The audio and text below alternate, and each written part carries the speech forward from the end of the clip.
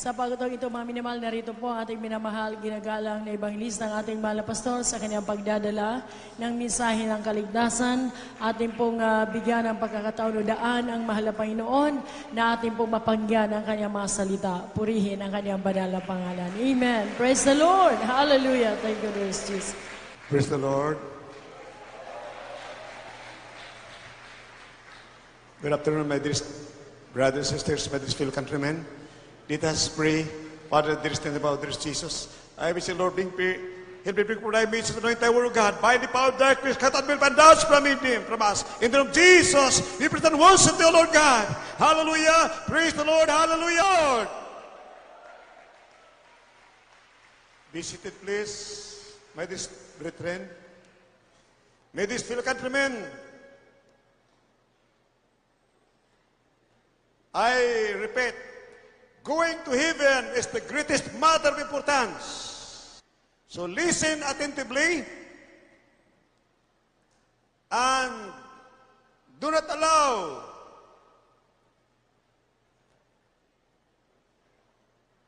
religions to deceive us. Because of deception, billions are now in the fires of hell, swimming, eating worms. In the kingdom of Satan, for there are two kingdoms, spiritual kingdoms, the kingdom of Satan and the kingdom of God. 1 Corinthians chapter 4, verse 20, the kingdom of God is not in word but in power. Ang kanilang Diyos sa mabait na Diyos ay hindi sa salita kundi sa pagkapangyarihan.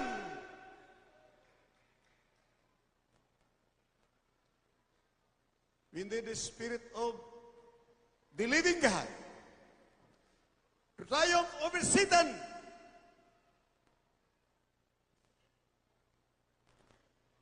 For we wrestle not against flesh and blood, but against principalities, against powers, against spiritual wickedness in high places. Ang ating kalaban ay hindi tao. Walang buto ating kalaban, walang laman, hindi nakikita. Siya alam ang Espiritu. Hallelujah. We do not wrestle against flesh and blood, but against spiritual wickedness in high places. They are spirits. Dayain ka, gawin kang alipin ng kasalanan. Akala mo ikay nasa katotohanan, ngunit alipin ka naman sa mga Espiritu, ang hantungan doon sa apoy ng impyerno. Amen and amen. Praise the Lord. You know the Spirit of the living God? Romans 8:37. Can you read it? The moment you are in the kingdom of God, kung ikay nasa karyan mabait na Diyos, you are more than conquerors. Alexander the Great was able to conquer the world with only 21,000 soldiers. But the moment the Spirit of God is in you, you can conquer the demons in the fires of hell. You can never be overcome. You are never overcomer because you are more than conquerors. God is with you. The Spirit of God is in you. You become powerful. Hallelujah. You can cast out demons. You can triumph over Satan in the name of Jesus. Amen and amen. Praise the Lord. Can you read it? Romans chapter 8, verse 37. Now in all these things we are more than conquerors through Him that love us. Alamin mo ang tunay na virtue, katangian ng mga minugad, anointed to preach the gospel, to set the captives free. Dahil lahat ng tao sa buong mundo ay captive ni Satanas. Alipin ang kasalanan, lahat na nakatang sa puwin ng impyerno. Kaya ang ibang hilay, binibigay ng mga Panginoon, preach the gospel, ang maniniwala at mabutis wani maligtas. Hallelujah! Magmamana ng buhay ng hanggang tanda, pray, but tanggapin nilang kapangyarihan kapag sila ay nagsitinanggap si Kristo, magpabutis sa pangalan ni Jesus. May kapangyarihan sila, mayroon ang Espiritu ng Diyos.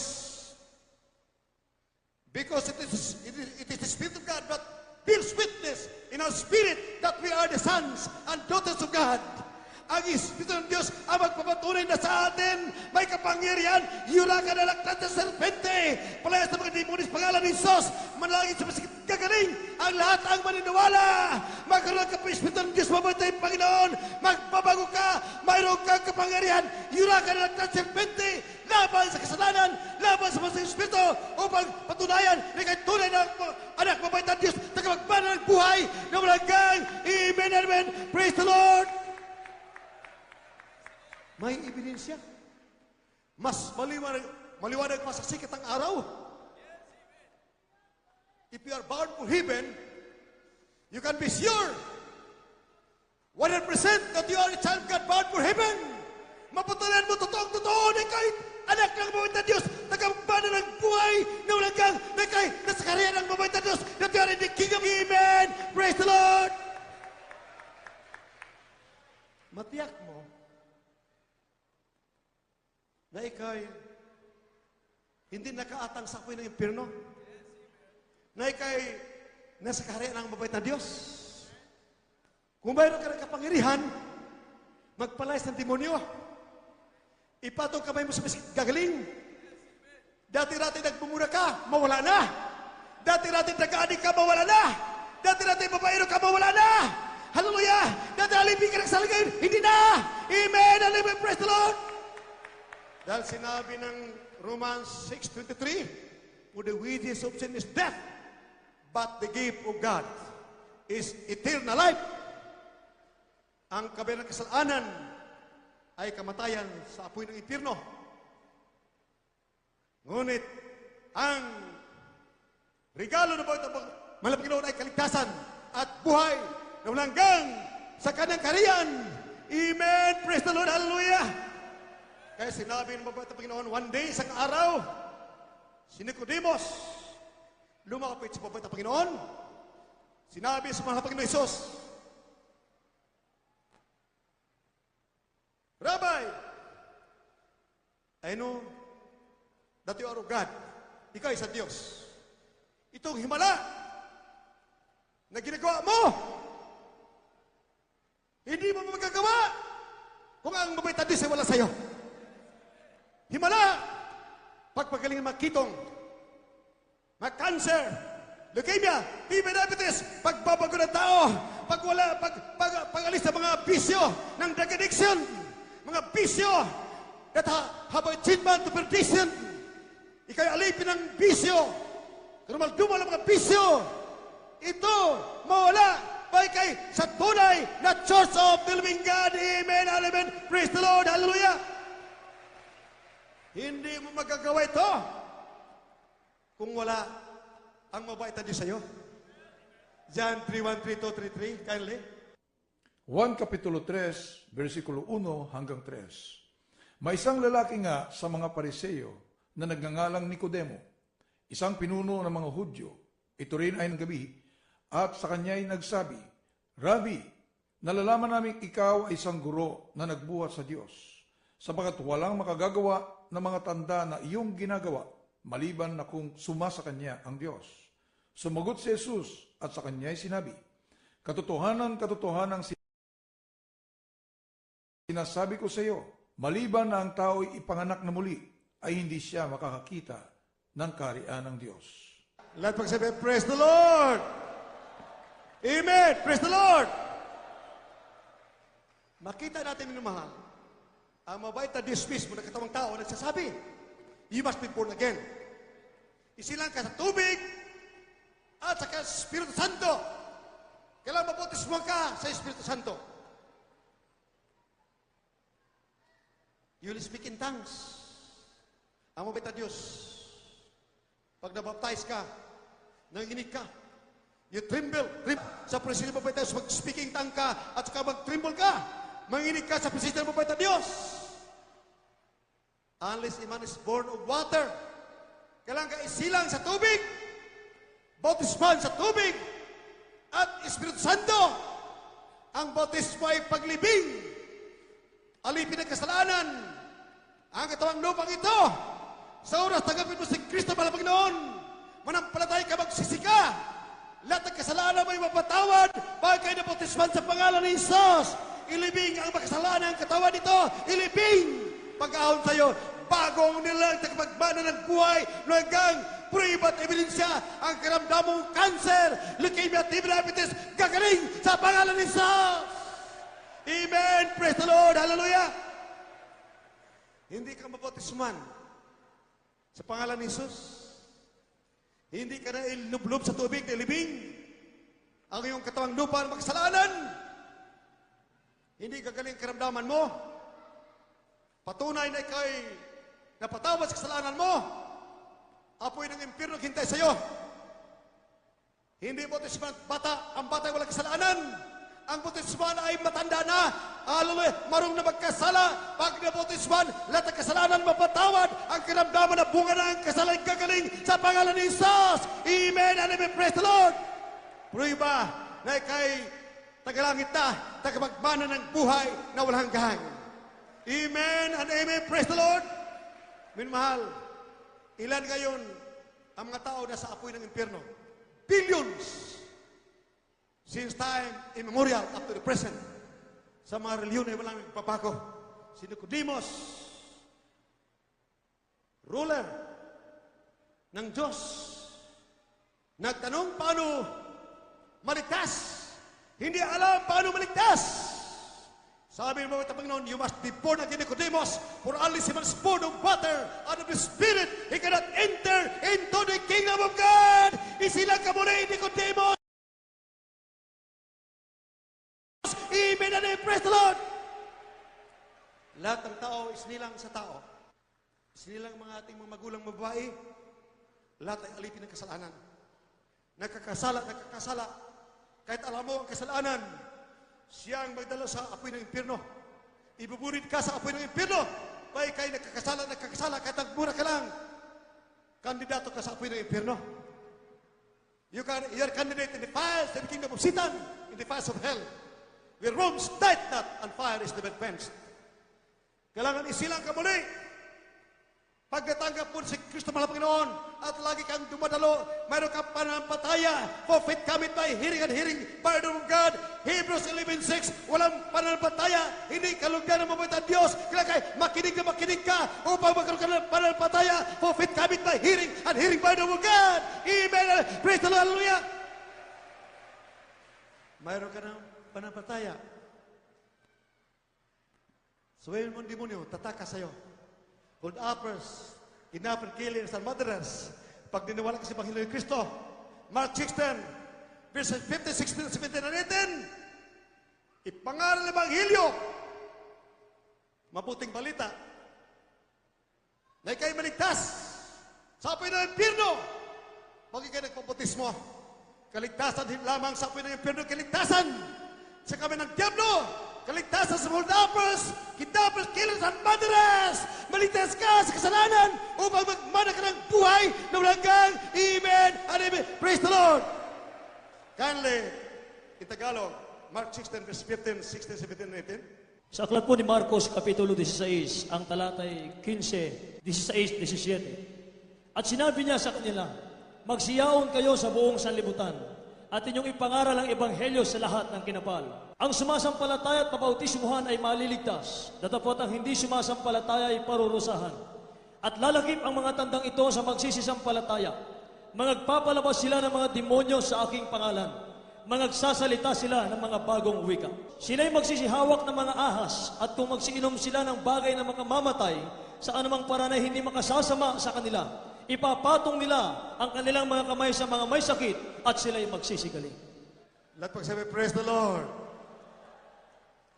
Tingnan man mahal, isang pagpadaya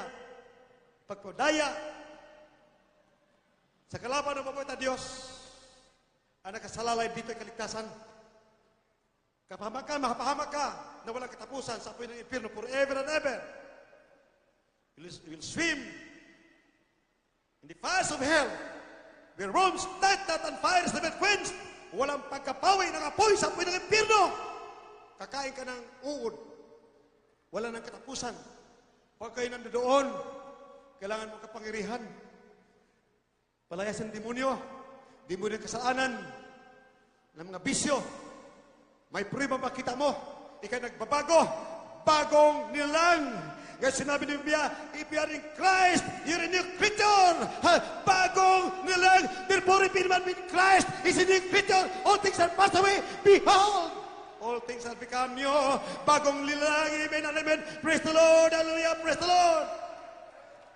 Pag bunagin ka, isilig ka muli, meron ka Espiritu ng Diyos, alipin ka ng Kristo, alipin ng katuwiran, tagapagmana ng buhay ng magkang. Amen! Goodbye, kasalanan. Pag mayroon kang Espiritu ng Diyos, takot ka magkasala. Ngunit hindi ka takot. Gumawa ng mabuti. Amen and amen. Praise the Lord. Sinabi ng Biblia, James 4, verse 17, kindly read it.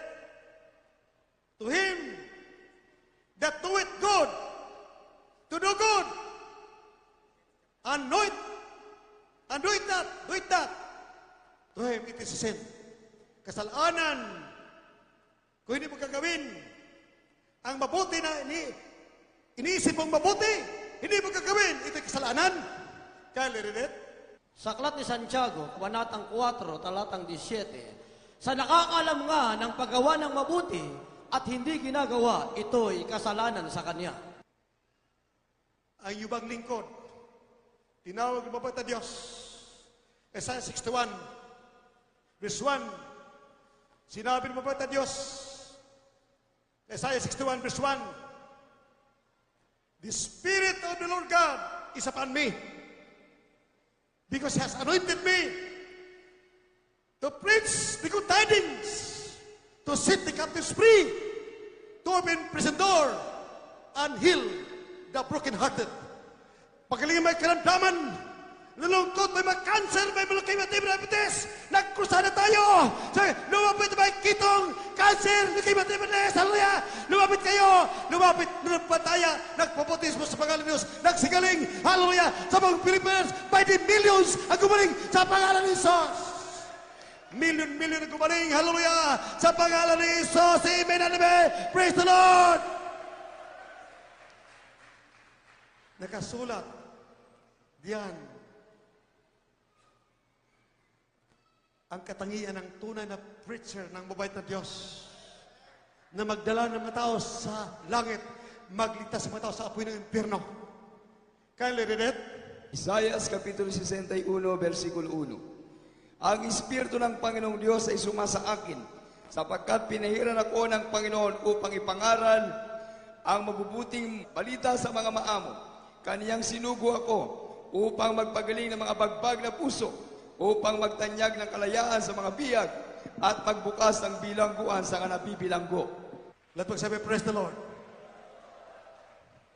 Nang cancer, leukemia, diabetes, AIDS, leprosy, lahat na nag-ori ng karamdaman na wala ng pag-asa sa ospital. Sila yung mamatay na.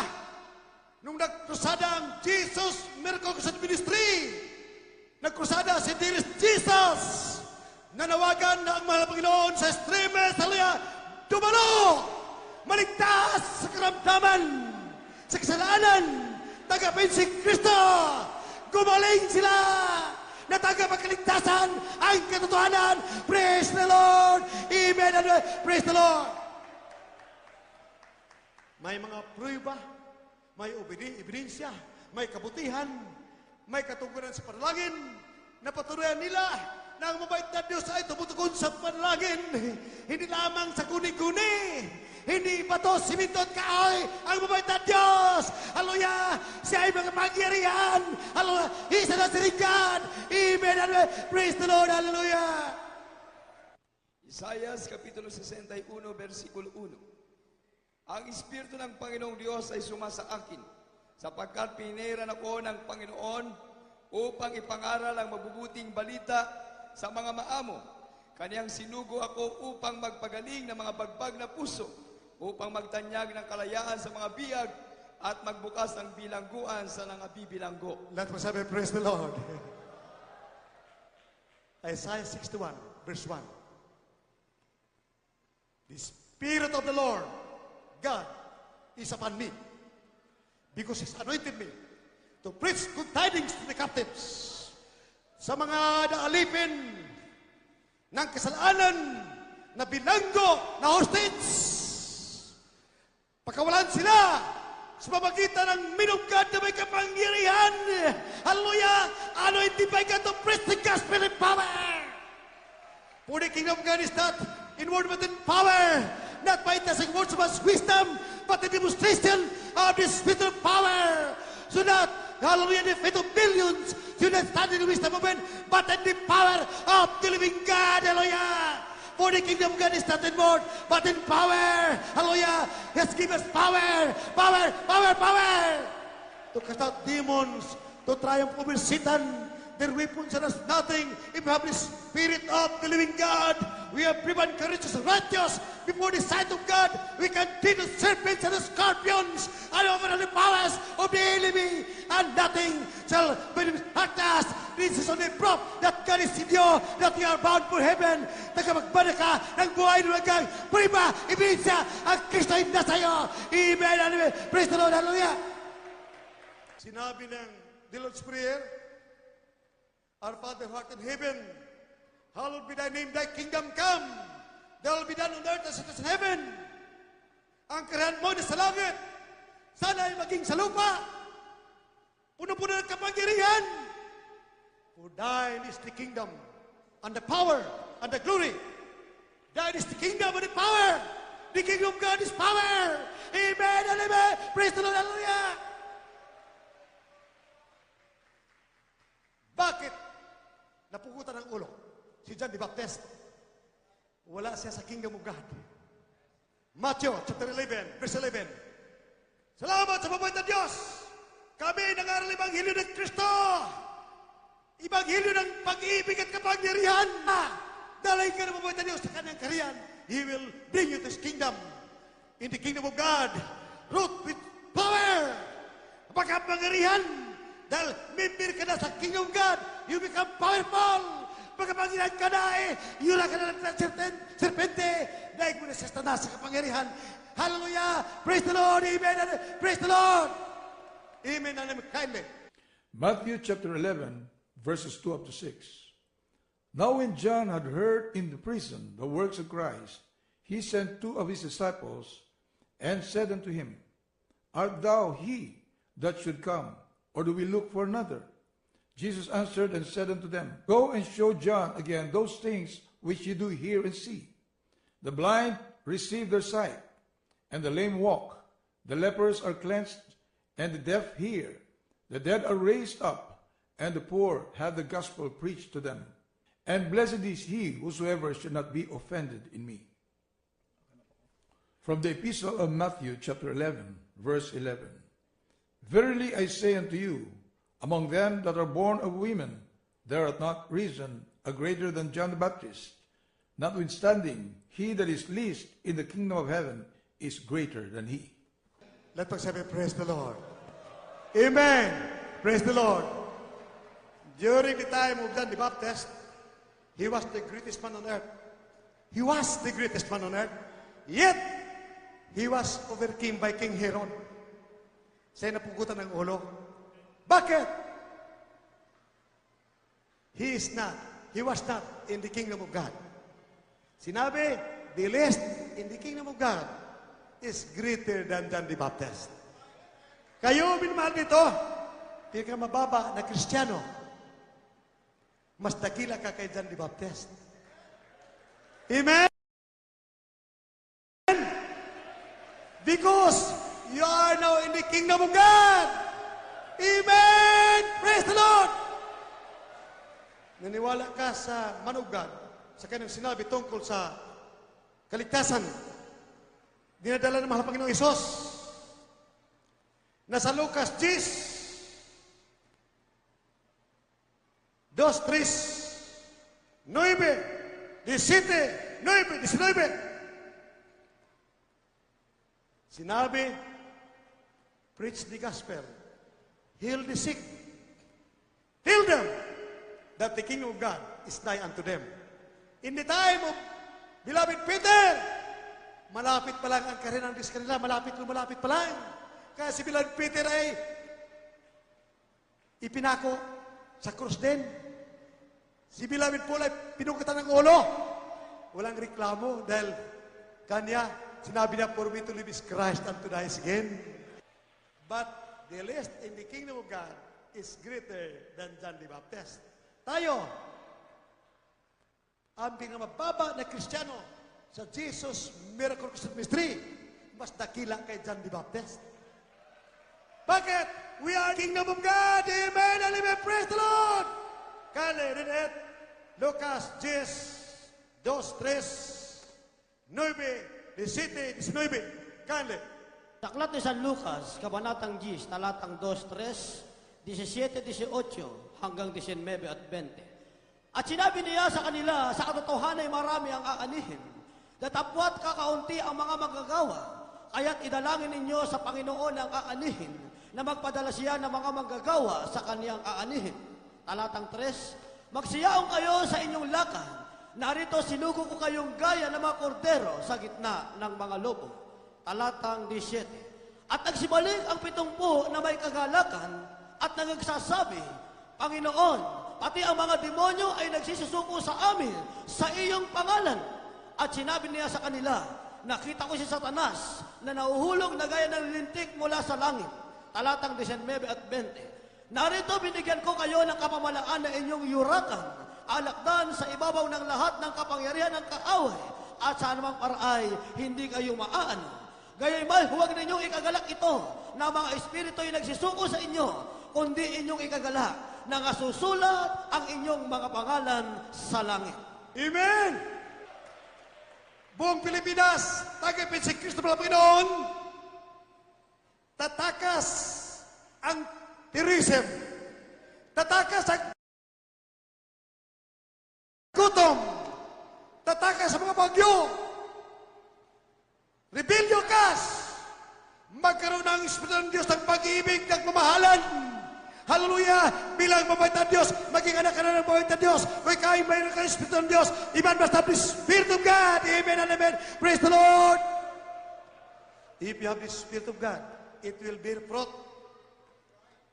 Sito nababunga ng siyam na bunga ng Espiritu Santo. You can rate yourself where you are going. The moment you have the life fruit of the Spirit, Galatians 5:22, mamunga ito. If you endeavor to please our loving God, maging kaya ka sa mabait na Diyos, huwag ka mag-absent. Dalo ka ng dalo, dalo ka ng dalo. Mamunga ito ng bunga ng Espiritu Santo, joy, peace, love, temperance, meekness, goodness, long-suffering, gentleness, and faithfulness. Against us, there is no law. Laban dito walang batas. Walang batas ng kalikasan, ng kasalanan. Man's nature is to commit sin, mawala. Man's nature to die, mawala. Hindi ka na mamatay. Ang balat na tama siya tatalbog. Hindi ka natatablan dahil meron ka ng Kristo. Ika'y matapat na Kristiyano. Bound for heaven. Kukunin ka ng mabait na Diyos. Buhay dahil sa langit. Hallelujah. Buhay na buhay dahil sa langit. During the rapture. Amen and amen. Praise the Lord. Galatia Kabanatang 5, talatang 22 hanggang 23. Datapwat ang bunga ng Espiritu ay pag-ibig, katuwaan, kapayapaan, pagpapahinuhon, kagandahang loob, kabutihan, pagtatapat, kaamuan, pagpipigil, laban sa magayong bagay ay walang kautusan. Tanggapin aking kinikini ng mga kababayan. Kailangan ang Espiritu ng Kristo. Iman must have the Spirit of God. Iman without the Spirit of Christ, you are none of His. You, my dear peoples of the world, you need the Spirit of the living God to triumph over Satan, to emerge triumphant against the forces of evil. The Spirit of the living God. As we sing a song, as for me, you, my dear peoples of the world, believe. Even now, it can be proven to you that the gospel is true. If you are sincere, to lead others Jesus, to enter your hearts and repent of your sins, and tell Him that you believe and serve Him. You'll serve Him according to His will, even right now in your homes. you'll be healed. 90%, 70%, kneel and pray. Let Jesus, there's Jesus, enter your heart and be baptized in the name of Jesus. Acts 2:38, when your sins are forgiven, your sicknesses, cancer, leukemia, diabetes, leprosy, AIDS will be healed in the name of Jesus. Bautismo sa pangalan ni Jesus. Mapatawad ang kasalanan, ang karamdaman na bunga ng kasalanan, gagaling sa pangalan ni Jesus. Puriba at ebidensya, ngayon kayo tagapagbana ng buhay na ulanggang. It can be proven that you are now a child of God, born for heaven. The moment your sins are forgiven and your sicknesses will be healed in the name of Jesus. Hallelujah.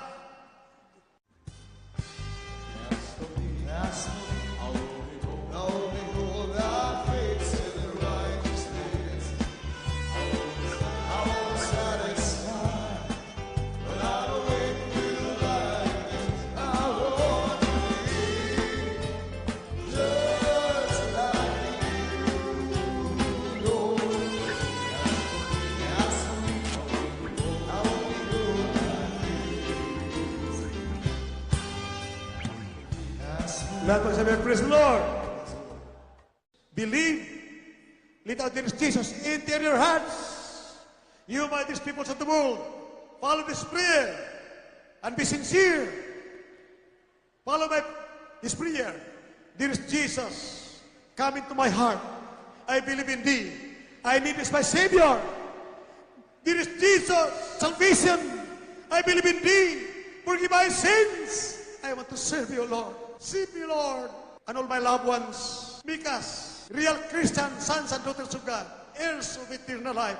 Father, dearest, I pray, in the name of my dear Jesus, amen and amen. Hallelujah. Praise the Lord. Hallelujah. Praise the Lord. Amen and amen. Praise the Lord. Hallelujah. Praise the Lord.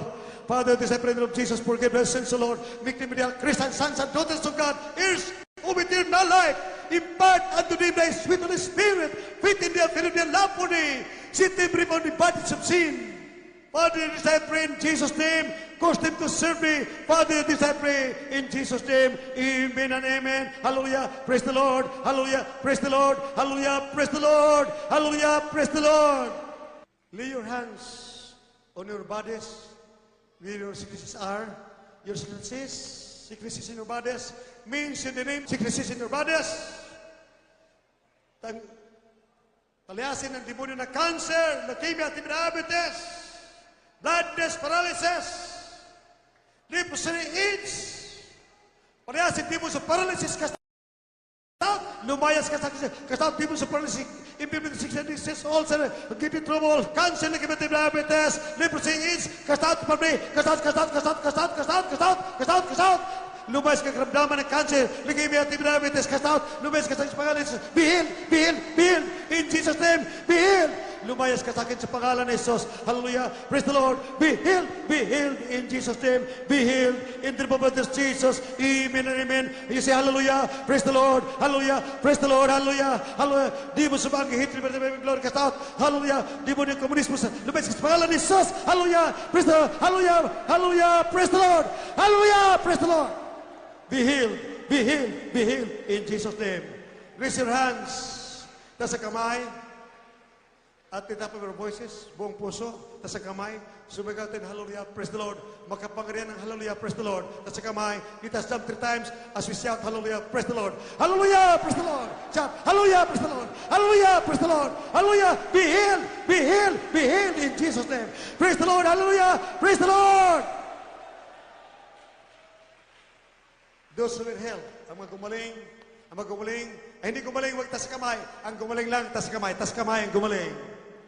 Praise the Lord, hallelujah, hallelujah, praise the Lord, hallelujah, praise the Lord, hallelujah, praise the Lord, hallelujah, praise the Lord.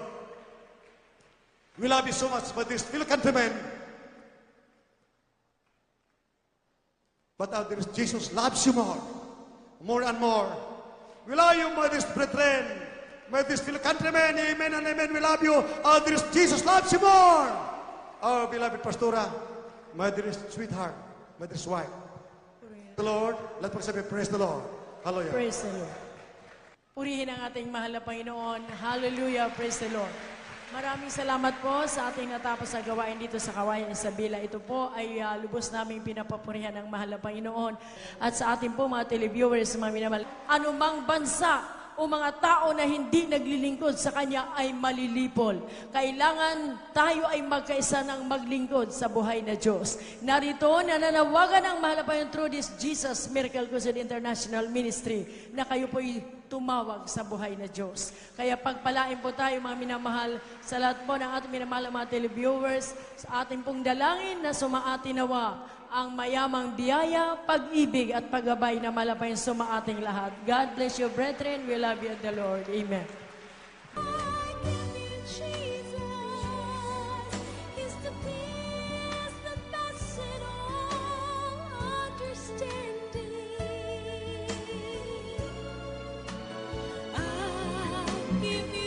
Jesus.